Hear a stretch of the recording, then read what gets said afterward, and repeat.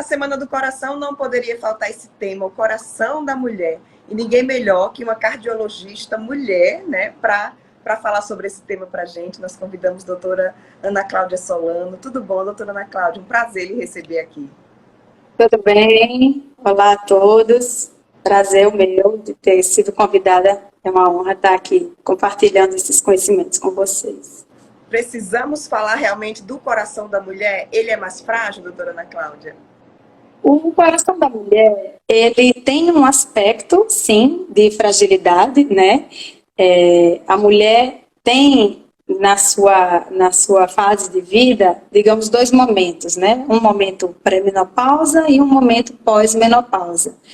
E durante a menopausa, a gente percebe queda dos níveis hormonais dos estrógenos, que de fato deixam o sistema cardiovascular feminino um pouco mais fragilizado, né?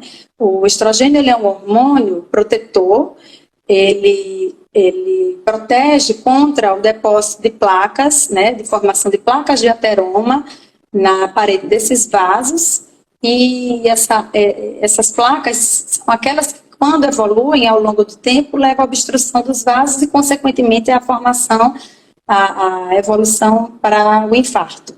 Então, na fase pós-menopausa, sim, o sistema cardiovascular da mulher, ele é mais fragilizado e mais suscetível à presença, principalmente, do infarto, né? Com relação aos fatores de risco, além dessa queda hormonal, quais são os principais fatores de risco para essas doenças cardiovasculares? Os fatores de risco para as doenças cardiovasculares como um todo são os mesmos, né? O diabetes, a hipertensão, a obesidade, o tabagismo, a dislipidemia, né, que é o aumento dos níveis de colesterol. Todos esses fatores de risco são importantes e contribuem com a evolução para o surgimento de doenças cardiovasculares, né?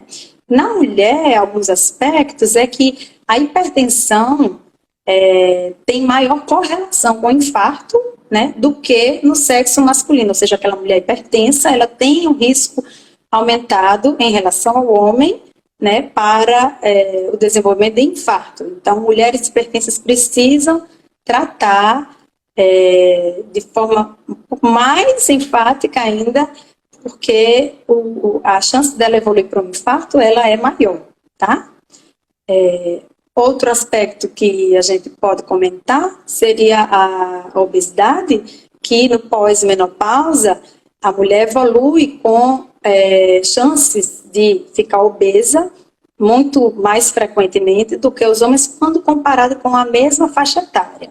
E isso tem a ver, sim, com a menopausa, com a queda dos hormônios, do estrógeno, e a obesidade aí, nessa faixa etária ainda mais crítica, fica como mais um fator de risco cardiovascular para o sexo feminino, né?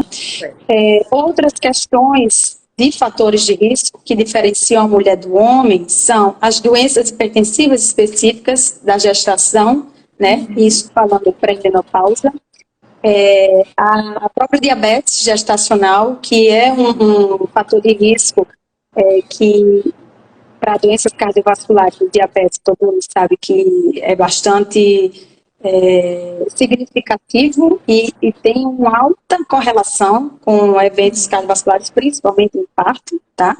A aterosclerose para o diabético, ela é uma doença bem catastrófica, ela se desenrola de forma crítica e os pacientes diabéticos tendem a ter múltiplas lesões vasculares das formas mais irregulares e com alta chance de infarto, né? E, consequentemente, a mulher, quando engravida, tem um risco aumentado do diabetes. Por isso que o diabetes gestacional acaba sendo um fator de risco mais peculiar da mulher, que aumenta o risco dela em relação ao homem, né? Uma outra entidade, que é a síndrome do ovário policístico, está muito correlacionada com o diabetes gestacional e com a doença hipertensiva gestacional, Então, mulheres que têm essa doença, ainda jovens, e que essa doença ela se desenvolve na fase jovem da mulher, tem esses fatores de risco aí adicionais, tá? Que podem desenvolver doenças cardiovasculares precocemente.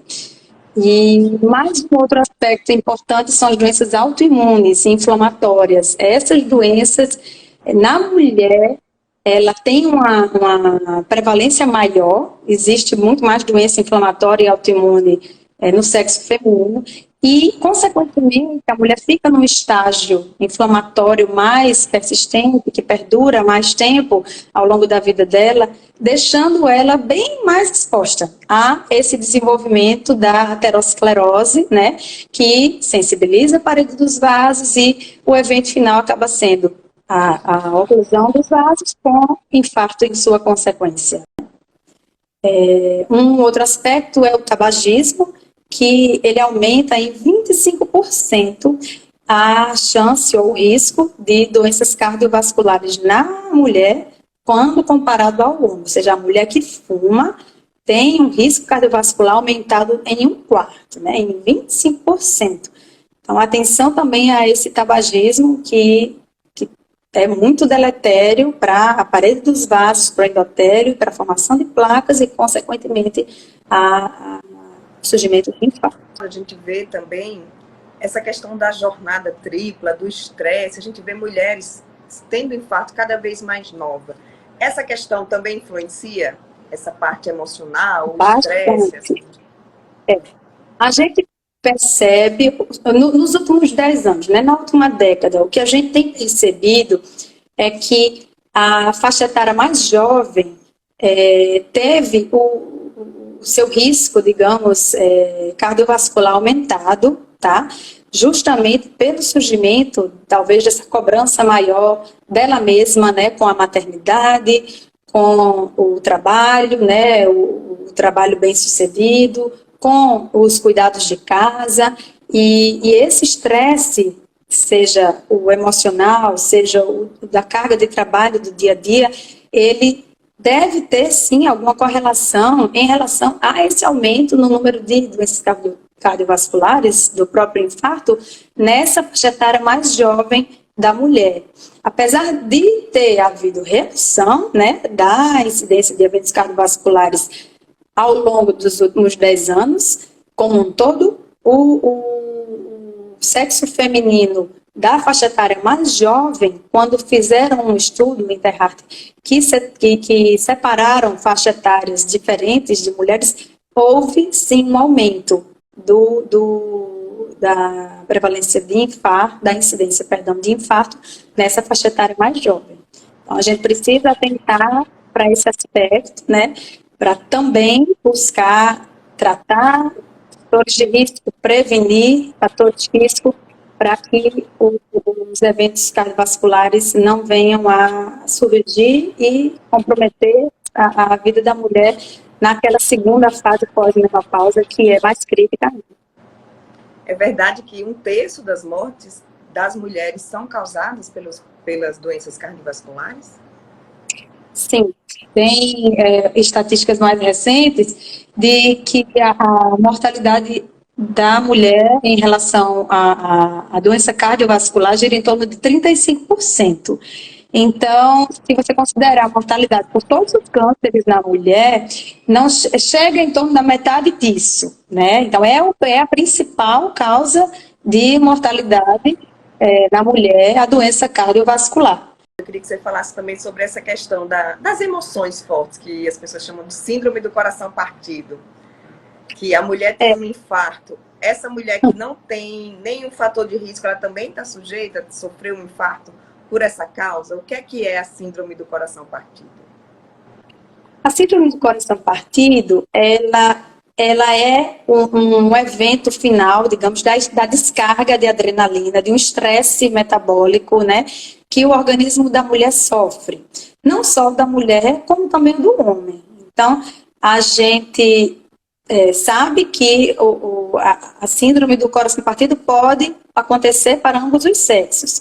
A questão é que, de fato, o sexo feminino, ele tem um pouco mais, né, desse aspecto estressado, sobrecarregado, as mulheres são mais frágeis emocionalmente, mais sensíveis, e percebe-se que a incidência dessa síndrome ela é maior no sexo feminino do que no sexo masculino. E ela constitui nada mais do que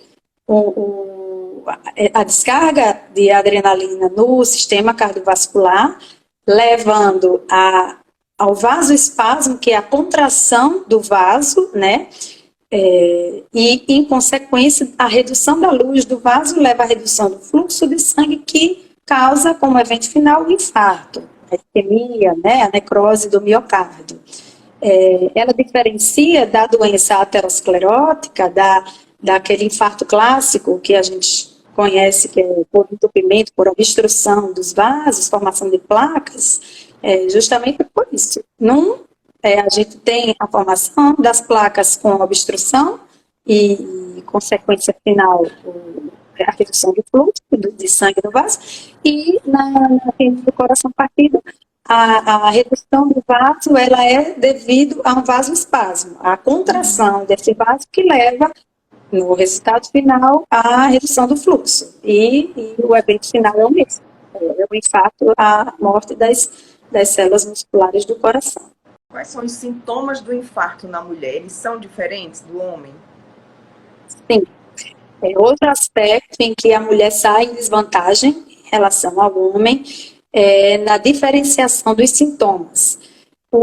A mulher pode apresentar sintomas muito inespecíficos, como mal-estar, náusea, uma sensação de desmaio, às vezes é uma dor na boca do estômago. Ela tem aqueles sintomas que a gente chama de sintomas atípicos, enquanto o homem costuma apresentar os sintomas mais clássicos de dor no peito, aperto, um tranco, né? Um entalo na garganta, uma dor que vai irradiada para o braço superior esquerdo, para o membro superior esquerdo, ou para o queixo, para a mandíbula. E aí esse infarto, quando chega no pronto-socorro, é muito fácil da gente detectar, né? É uma angina típica, né? Já a mulher, por ter sintomas mais atípicos, mais abstratos, uma náusea, uma tontura, um mal-estar, enfim, isso daí pode se confundir com qualquer outra doença, né? E a gente fica com essa missão, né? O cardiologista de emergência, de pronto-socorro, com a missão de conseguir enxergar atrás desses sintomas atípicos um paciente de risco potencial para estar tendo um evento do tipo infarto. Então, é algo que a gente precisa esmiuçar bem na anamnese, no pronto-socorro, para não deixar passar o infarto quando relatado por uma mulher, né? Ainda mais com esses aspectos atípicos. E a própria mulher em casa, né? Está sentindo, vai passar, toma um chazinho. Exatamente.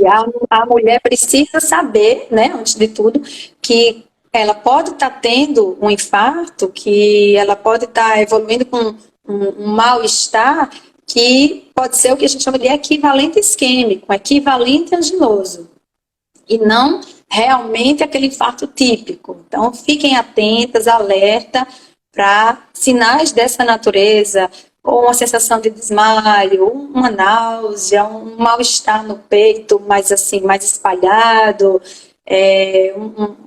um desconforto na boca do estômago, e atentem para procurar um pronto-socorro e ver se isso daí não pode ser um infarto, né? Certo. Agora a pergunta que todas as mulheres que estão assistindo aqui querem saber: o que fazer para preservar essa saúde do coração? A gente precisa cuidar bem do corpo, da mente, né? A gente tem que, antes de tudo, fazer exercício físico. A atividade física é, sim, a base de ter uma saúde, um coração saudável.